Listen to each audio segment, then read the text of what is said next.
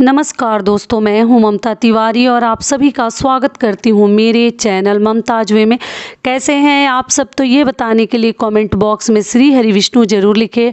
तो चलिए दोस्तों, आज हम इस वीडियो में जानेंगे कि हमें तुलसी विवाह कब करनी है, तुलसी विवाह करने का शुभ मुहूर्त क्या है, द्वादशी का जब हम पारण करेंगे तो मुहूर्त क्या चाहिए, शुभ मुहूर्त क्या है, क्योंकि एकादशी के दिन जितना महत्व रखता है व्रत रखना, उससे कई गुना महत्व रखता है द्वादशी का पारण।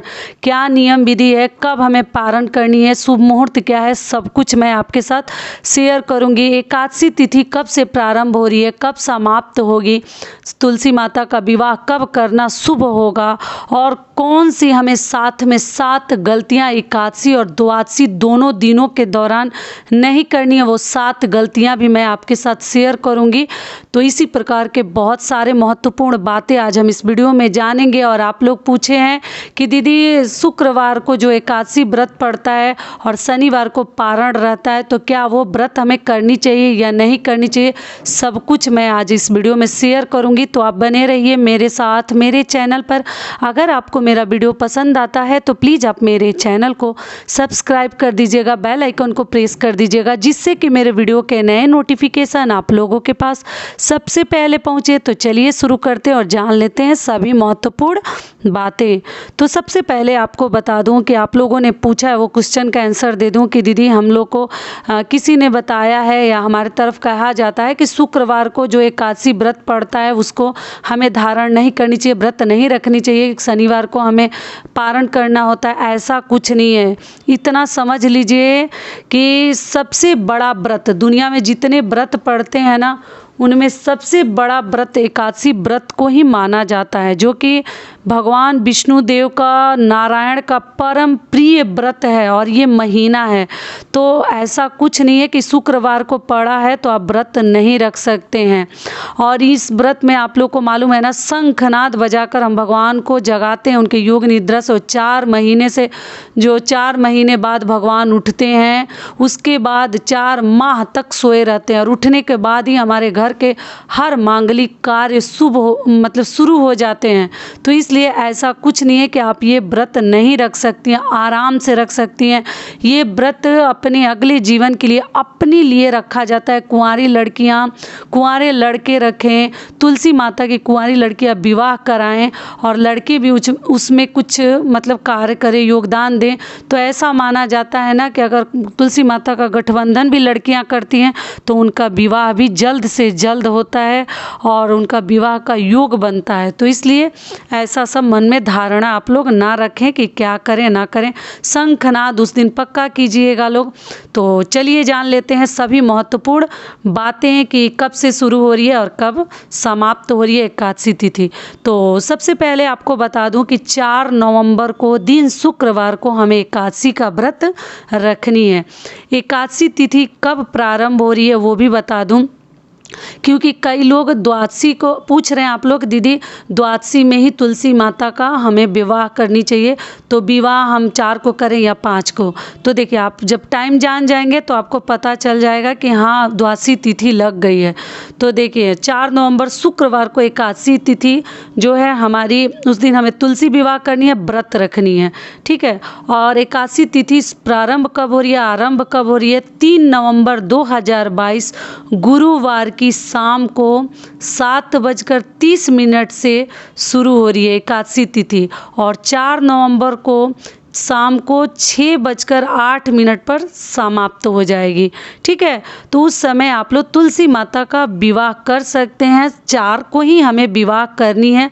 अगर आप किसी कारणवश नहीं कर पाते हैं तो आप लोग 7 नवंबर को कीजिएगा, जिस दिन देव दिवाली है, पूर्णिमा तिथि है, उस दिन आप लोग कर सकते हैं। 8 को नहीं करेंगे क्योंकि चंद्र ग्रहण लग रहा है, सभी को मालूम है, ठीक है। अगली चीज़ क्या है कि तुलसी माता का विवाह हमें कब करनी चाहिए। तो देखिए, तुलसी माता का विवाह प्रदोष काल में, समय भी बता देती हूँ, शुभ मुहूर्त हमें करनी चाहिए, शाम को ही करनी चाहिए, गोधूली बेला में ही करना अति शुभ माना जाता है। दिन में नहीं करनी चाहिए, शाम को ही बारात आती है, शादियाँ होती हैं, आप लोग को मालूम ही है। एकदम अच्छे से सज संवर कर तुलसी माता के विवाह में हमें शामिल होनी चाहिए, मंगल गीत गाना चाहिए, मतलब उत्सव मनानी चाहिए जैसे हमारे तरफ शादी विवाह में किया जाता है। और 7 गलतियां कौन सी नहीं करनी है वो भी मैं आगे आपको बताती हूँ। तो देखिए, तुलसी माता का विवाह कराने का शुभ मुहूर्त आपको बता दूं, 4 नवंबर को शाम 5:49 से लेकर 8:49 के बीच में आप लोग तुलसी माता का विवाह संपन्न करा सकते हैं। मतलब 6 बजे के बाद ही शुरू करें और आपका विवाह तो हो ही जाएगा। 1 घंटे लगता है, बहुत अधिक समय नहीं लगता है, 1 से 1.5 घंटे में हमारा सारा कार्य हो जाता है। अगली चीज़ क्या है कि चलिए अब आगे जान लेते हैं कि हमें वो 7 गलतियां कौन सी नहीं करनी है। उसके बाद मैं द्वादशी का पारण का शुभ मुहूर्त भी बताऊंगी।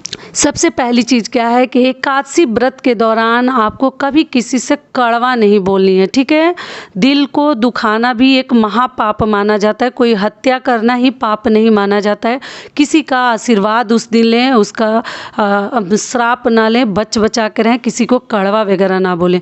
दूसरी चीज़ क्या है कि आप व्रत रखते हैं तो भी, एकादशी का नहीं रखते हैं तो भी, द्वादशी में भी इन बातों का ध्यान रखिएगा। आप लोग को लहसुन प्याज का सेवन नहीं करनी चाहिए। मांस मदिरा तो बहुत दूर की बात हो गई, लहसुन प्याज भी एकादशी के दिन नहीं करनी चाहिए, जो कि विष्णु भगवान का ये व्रत है। और ये कार्तिक का महीना आप लोग को मालूम है कितना उत्तम महीना माना जाता है और भगवान का ये परम प्रिय व्रत है एकादशी, तो इसलिए आप लोग को ध्यान रखनी चाहिए। तीसरी चीज़ क्या है कि कभी अपने से बड़ों का अनादर ना करें, अपमान ना करें, ध्यान रखिएगा कि आपके द्वारा कभी किसी का अपमान ना हो। चौथी चीज़ क्या है कि दूसरों का अनाज खाकर कभी द्वादशी का पारण ना करें। अगर किसी के घर में आप अतिथि के रूप में गए हैं, वहाँ रह रहे हैं, तब आप खा सकते हैं, लेकिन किसी के घर से कुछ आया तो वो मुंह में डालकर कभी पारण की शुरुआत ना करें, पारण ना करें, ठीक है। द्वादशी का पारण का भी बहुत सारे नियम विधि हैं। अगले दिन हमें घी का बना हुआ भोजन वगैरह हम करते हैं, वो भी मैं आगे आपको बताती हूँ कि नियम क्या है। अगला जो नियम है, 5वां जो नियम है वो क्या है कि कभी भी आपके दरवाजे पे कोई भिखारी आता है तो उसको वापस ना लौटाएं, क्योंकि भिखारी को भी वापस नहीं लौटानी चाहिए। एकादशी और द्वादशी दोनों दिन आप लोग ध्यान रखिएगा। ये भगवान जो है ना, किस वेश में हमारे दरवाजे पे आ जाते हैं हमारी परीक्षा लेने के लिए, इसलिए कभी भी उनको खाली हाथ ना लौटाएं। जितना आपके पास है कुछ न कुछ उनके हाथ पर रख दीजिए, तभी आप वापस करें। अगली चीज़ क्या है कि जिनकी शादी नहीं हो रही है वो इसमें, मतलब लड़कियां जो हैं, लड़के जो हैं, एकादशी व्रत भी कर सकते हैं, एकदम आराम से कुंवारे लोग भी करते हैं, कोई दिक्कत नहीं है।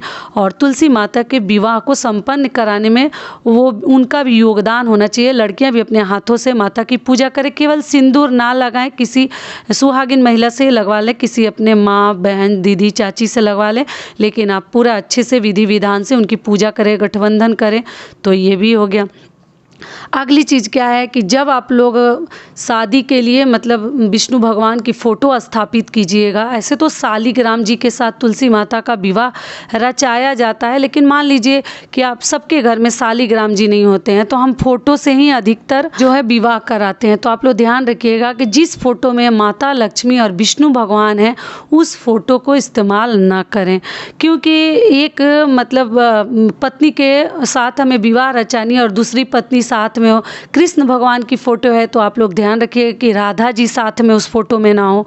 तो ऐसी सब अगर फ़ोटो, प्रतिमा, मूर्ति है तो उनके साथ आप लोग विवाह ना रचाएं। सिंगल है, अकेला है, मतलब भगवान की प्रतिमा उसमें अकेले है, सिंगल है, तो वही फ़ोटो आप लोगों को इस्तेमाल करनी चाहिए विवाह कराने के लिए। नहीं है तो एक छोटा सा फ़ोटो आप लोग ले सकती हैं, इस बात का आप लोग ध्यान रखिएगा, ठीक है। और गन्ने से हम मंडप बनाते हैं, अगर गन्ना मिले तो एकादशी के दिन गन्ना चूसना बहुत अधिक शुभ माना जाता है, जो कि मैं बहुत पहले आप लोग को बता चुकी हूँ। और द्वादशी के क्या नियम विधि है, चलिए वो भी जान लेते हैं। तो देखिए, सबसे पहले सुबह उठकर हम स्नान ध्यान करके सूर्य देव को जल देते हैं, उसके बाद से हम पूजा पाठ करते हैं। पूजा पाठ करने के बाद जो है हम द्वादशी का पारण करेंगे शुभ मुहूर्त में। तो द्वादशी पारण का शुभ मुहूर्त क्या है वो भी मैं आपको आगे बता देती हूँ। उस दिन घी से बना हुआ हम भोजन करते हैं, चावल नहीं खानी चाहिए, रोटी खाते हैं, अरहर की दाल खाते हैं, मसूर की दाल, मूली, बैगन का सेवन द्वादशी में ना करें। बहुत अधिक महत्व रखता है द्वादशी का पारण। जितना एकादशी का व्रत महत्वपूर्ण है उतना ही द्वादशी का पारण भी। ठीक है, 5 तारीख को हमें पारण करनी है। और आप लोग इस बात का ध्यान रखिएगा, साथ में हमें दोपहर में सोनी नहीं चाहिए और भोजन केवल एक समय ही करते हैं, 2-3 बार नहीं करते। फलाहार आप कर सकते हैं बीच में भूख लगे तो, और रात्रि में आप नॉर्मल खा सकते हैं, कोई दिक्कत नहीं है। लहसुन प्याज ना खाएं, लेकिन जो आपकी इच्छा है खा सकते हैं। और सुबह का पारण का ही बहुत अधिक नियम विधि है उदया तिथि में।